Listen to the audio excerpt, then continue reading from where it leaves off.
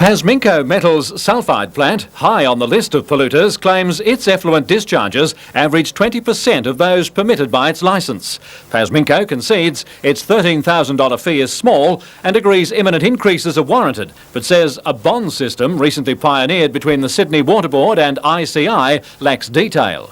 The company said it has spent $11 million on gas cleaning without a bond as part of a policy of continuously improving environmental performance. Another prominent polluter, BHP, also defends its emissions control policy, saying they are lower on average than allowable levels. Levels are set the way they are because there are occasional peaks in emissions, and they go up to the level sometimes, but not all the time. So on average, we are down around about 1/10 or 1/8 of the allowable levels. But the government is planning to crack down even further to reduce those levels. Well, we think the government will talk to us about what it's going to do, and of course what it's going to do has to be practical and economic and within the limits of what's scientifically possible. BHP is quick to point out to critics of the small amount it pays by way of a licence fee that it actually spends far, far more money on other aspects of pollution control, such as the installation and operation of air quality monitoring stations such as this one at Mayfield and another at Waratah. There is evidence, both scientific evidence and visual evidence, that the amount of emissions in Newcastle area has reduced over the years, and I know people who've lived here for a long time who comment favourably on how the city has cleaned itself up.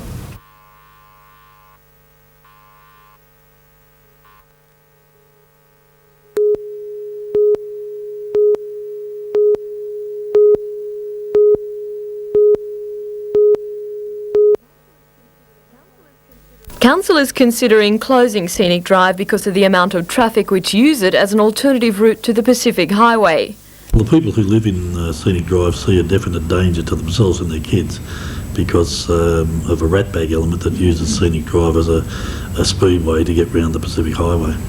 Since the proposal went before Council last month, public opinion has been divided. Most residents who live on the road want it blocked and made into a cul-de-sac, but others believe if the road is closed, it will leave only one way in and out of Caves Beach. A number of reasons. There's access for residents who want to go south, for workers that work in the coal mines and the power stations, and for safety reasons if there's an accident at the roundabout.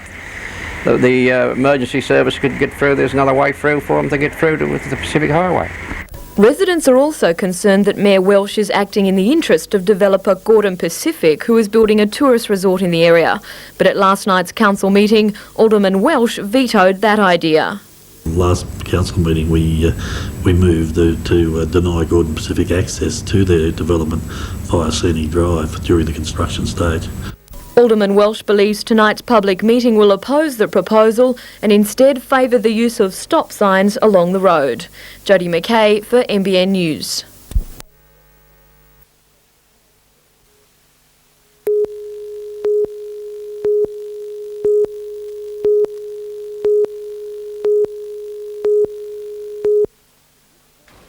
This 4-metre tiger shark was caught just 500 metres off Newcastle by government shark contractor Ray Hulbert.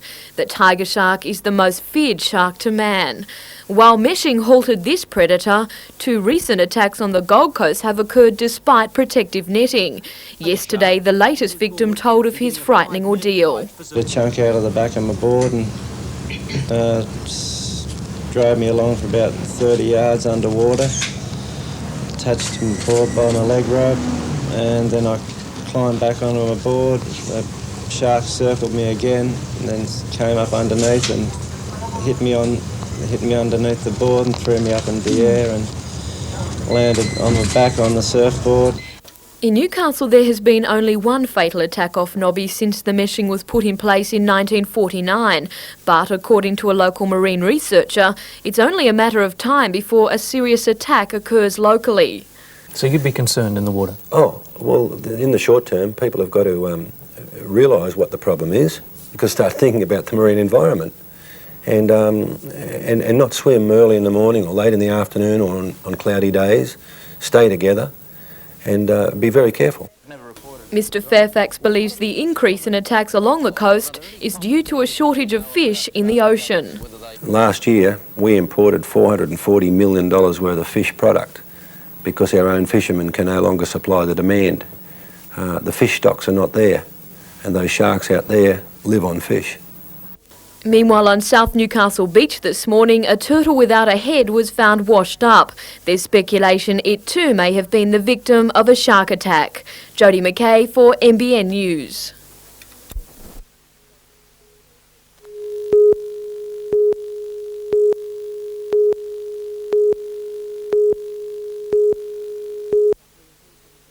Green Hills is quickly becoming a prestige suburb with quality homes, a $60 million shopping centre and new grammar school. Nearby Ashtonfield is also a new growth area. The new dump will replace the area's existing tip at Rutherford in 5 years' time. Sited off Mount Vincent's Road, it is only 1,000 metres from Ashtonfield homes and 1,500 from Green Hill shops. Residents fear heavy traffic, unpleasant smells, vermin and a drop in land values will be just a few of the side effects. Well, any pollution that will come down there will poison cattle. We have had up to 21 cows killed at the weekend from the pit when it was operating there, and our biggest trouble now is going to be irrigation. We won't be able to irrigate because all this is site has a rock bottom, therefore all water must come down our way, and it's all facing our way. Well, there's always hepatitis B lurking. There's any number of things, pollutants, chemicals. And they're frightened that fires already burning in the old mine shafts could be worsened by the dumping of rubbish and spread to their homes. This whole area is earmarked for residential growth. Also expressing concern is the Department of Housing, which has already allocated 600 housing blocks on this site immediately opposite the proposed tip. But nevertheless, Maitland Council believes this to be the best site from a variety of alternatives, and it hopes the meeting tonight will be a way of allaying residents' fears, reassuring them of efficient drainage systems for polluted wastewater and adequate firefighting measures. Residents have until the 24th of this month to lodge formal objections. If there is sufficient opposition, Council admits it may have to look elsewhere for a more acceptable site.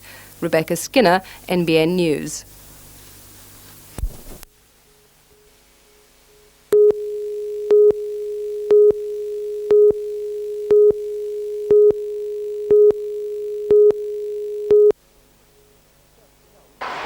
Just how much can a Russian bear?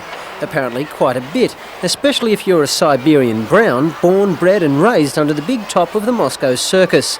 The furry friends from the forest won plenty of young fans this morning as they treated the children of Newcastle to a teddy bear's picnic with a difference. The Siberian stars danced, rode and lapped their way through a sneak preview practice session designed to put the finishing touches on their act before tonight's Steel City premiere. The infants were impressed. They were also treated to some spine-tingling high-wire antics and a spine-breaking balancing act. Still, it seemed it was the bears that were on everyone's mind. What's your favourite part of the circus? The brown bears. Bear. What's your favourite part of the circus? The bears. According to promoter Mark Edgley, the sweeping changes in the Soviet Union over recent months haven't affected the circus people. They just keep getting better. People regard it as the best circus in the world, and when you've got a country which has about 7,000, 8,000 circus acts, you understand why. I mean, these guys, all these people go to a circus school when they're young, so it's a big entertainment industry over in the USSR, and it's the #1 form of entertainment. So it just goes to show, it may look easy, but it's anything but a picnic. The unbearable Bruce Mackenzie for NBN News.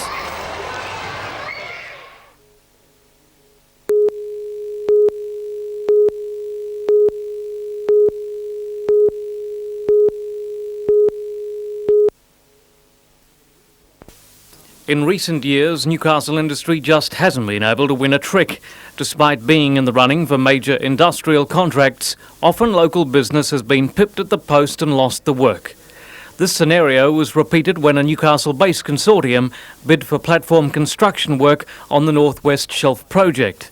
Headed by Alco Steel, the group was by far the lowest Australian tender.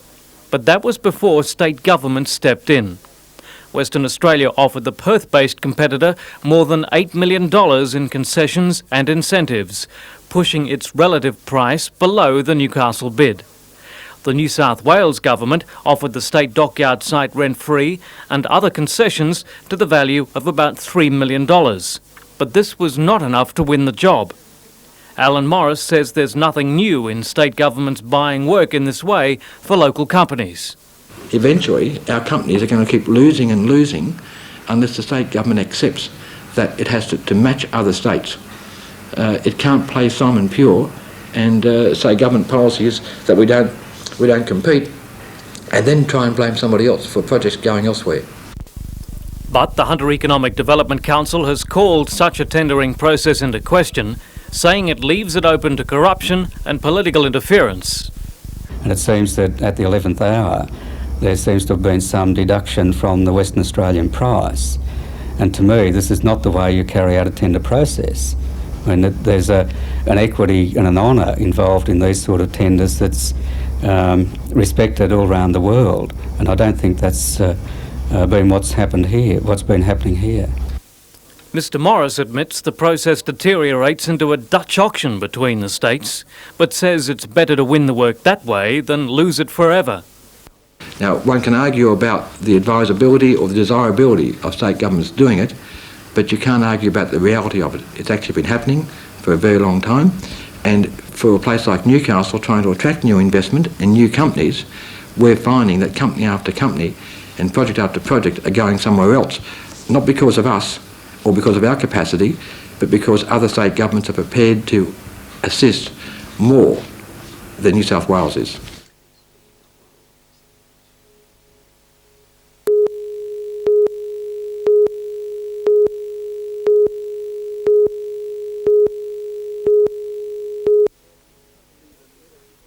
Stephen Mittis, 30, Kevin Baker, 25, Gavin White, 20, 42-year-old mother of 10, Kitty Inslee, and a juvenile who can't be identified for legal reasons are charged with murdering Stephen Mittis's 29-year-old wife Raeleen in the early hours of Monday morning. Police allege the group, all unemployed, were residents of this Department of Housing townhouse on Mickle Way at Burrigal. It's alleged they conspired to enter the woman's bedroom where they held her down while Stephen Mittis bashed and strangled her to death. She was then placed in a sleeping posture and left in the room. An emotional crowd waited outside the court. Inside, a woman in the gallery pointed her finger at the accused as they sat in the dock and mimed pistol shots.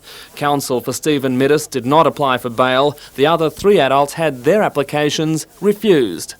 In opposing bail, Magistrate Rob Stent referred to the police statement, which he said indicated a high degree of premeditation and not the result of a drunken indiscretion. The decision was greeted by a scattered applause from the public gallery. The 4 adults and the juvenile will remain in custody to reappear at Wallsend Local Court on May the 8th. Tom Hilston, NBN News.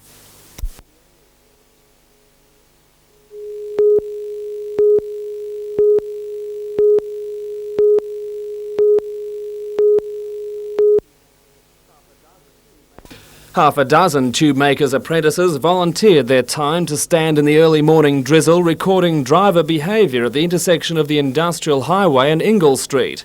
The survey looked for obvious mistakes like incorrect lane changes, use of indicators, obeying traffic signals and wearing seatbelts. The good news was that more drivers are wearing seatbelts compared to a similar survey last year, and more drivers are using their indicators correctly. On the negative side, the survey revealed a rise in incorrect lane changes and a marked jump in speeding. Despite the wet conditions, the team recorded a drop in the number of drivers running amber and red lights, although there were a few notable exceptions.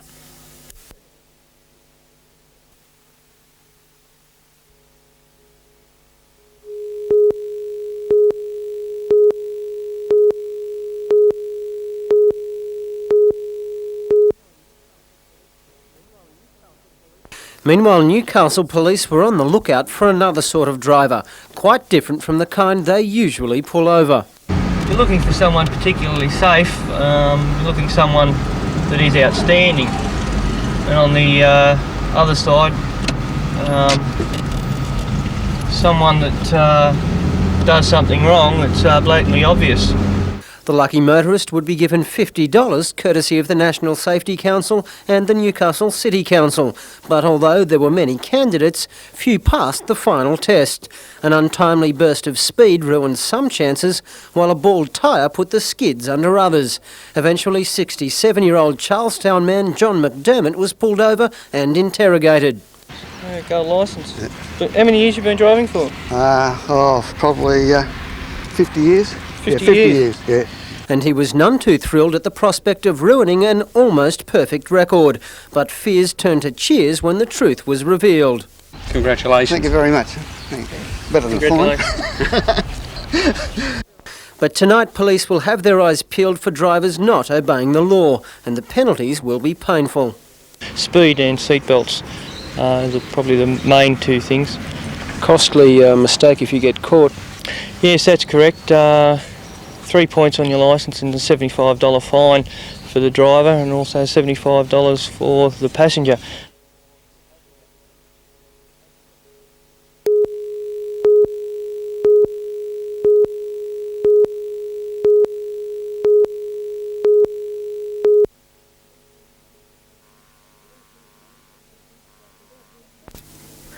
There have been special facilities for Aboriginal students at Gateshead School for several years in the form of an Aboriginal counsellor.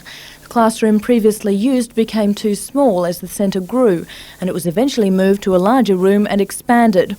So far, lunchtimes in the centre have been popular, with language, craft and dance lessons open to all Gateshead students.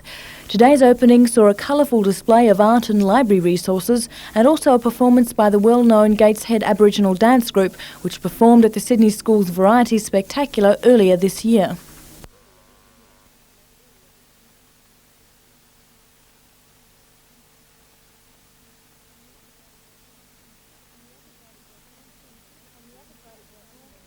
On the other side of the school, senior physics students had a break from their normal lessons to meet with a leading astrophysicist from Cambridge University. Dr. Stephen Grounds is a lecturer and author and is now visiting the Hunter.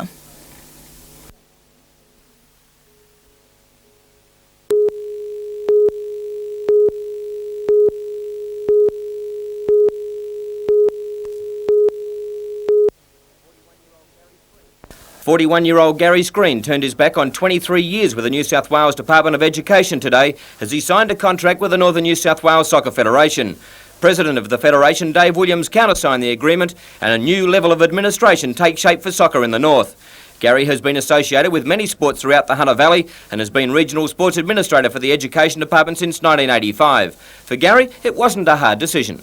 Mike, I've always been interested in sports administration. Obviously, the last 5 years I've devoted a fair deal of time to sports administration, probably 50, 60 hours a week in the job that I had, and it was time for me to have a change. So it wasn't a difficult decision. The new General Manager's job and area is huge.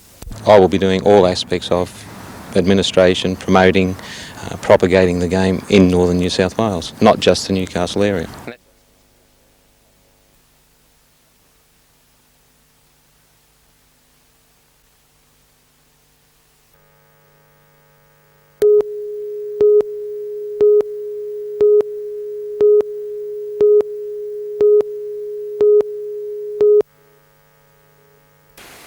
I detect we're going through tough and difficult times in Newcastle and the region at the present time.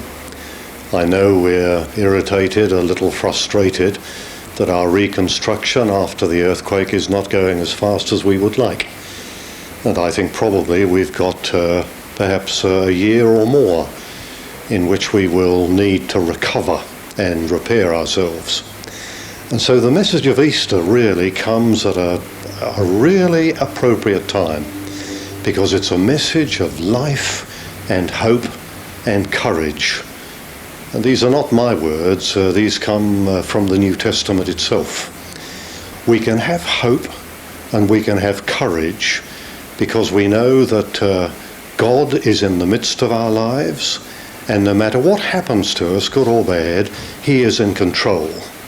And with that sort of hope, we can have the courage to do whatever is to be done in our own lives and in that of our community. So my Easter message would be one of hope and courage. It's there. If we take the gift of God in both hands, it can make all the difference to our lives.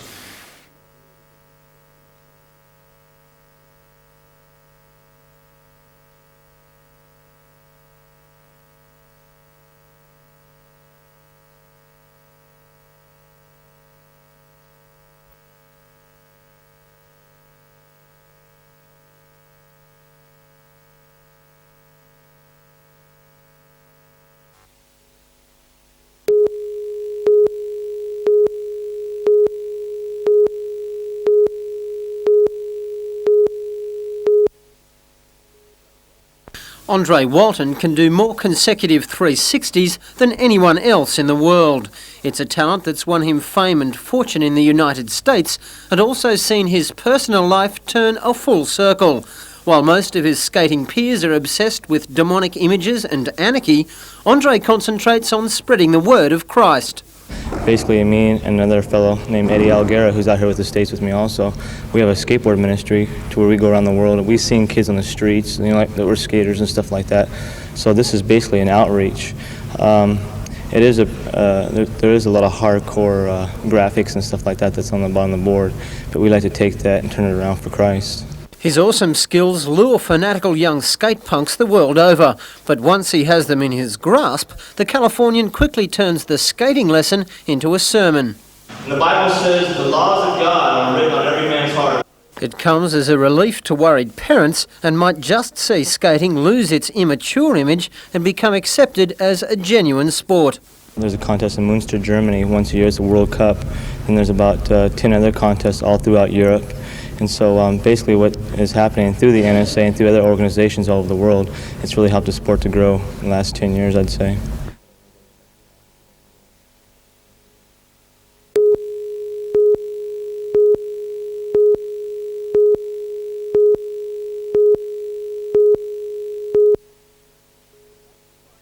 Lake Macquarie Council began planning its neighbourhood upheaval more than 12 months ago, after the state's Geographical Names Board stated it wanted suburb boundaries defined once and for all. It's to define all the boundaries in our city area there as suburbs and neighbourhoods, and to also alleviate some confusion which has come into the public perception of where the boundaries actually go and the stretching across of names across the city boundary. As part of the proposed change, the part of Adamstown Heights in Lake Macquarie Council will become Highfields, and New Lambton Heights will be known as Cardiff Heights. Residents in those areas are concerned that once the name disappears, so too will the prestige. But according to a local real estate agent, land prices will be unaffected. People will still buy for the features of the home, the quality of the property and the adjoining real estate. The fact that it may be in a new name suburb, really, if they can afford the property, they will buy it because of the price and what it does offer as a house. Mr Tapp admits there will be some confusion in the housing market as agents and buyers become acquainted with the new boundaries. I don't really see it as being a major problem. It will be harder for people who have accepted for many years that they were in a particular suburb, and I think they have a definite point to make. But I think that most people will accept it in time. It will be confusing for people who are servicing areas thinking they're going to New Lambton Heights when technically it may be Cardiff Heights, but that still is again governed by the postcode anyway. As well as boundary shifting, the council also proposes to create 3 new suburbs. Toronto West will become Buriban, Cardiff South will be officially named Everleen, and Macquarie Hills will become official. Jodie McKay for NBN News.